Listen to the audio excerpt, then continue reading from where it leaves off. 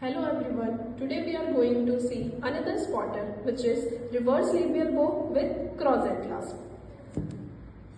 It contains reverse labial bow with crozat clasp. The wire used for the fabrication of this reverse labial bow is 0.7 mm SS wire.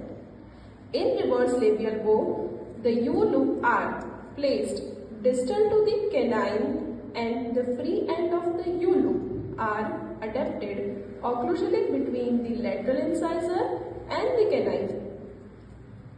In crozat clasp, it resembles a full clasp but has an additional piece of wire which is soldered and which engages into the mesial and the distal proximal undercuts, and it offers better retention than the full clasp.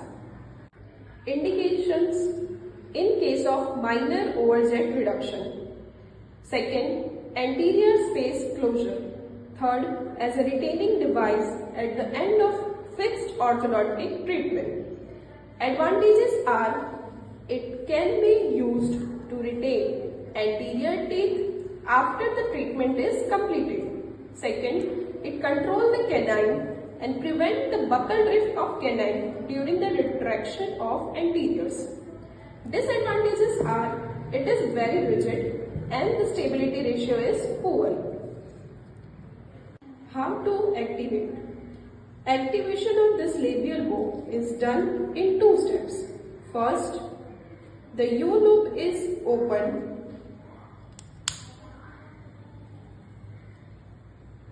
This results in lowering of the labial bow in the incisor region.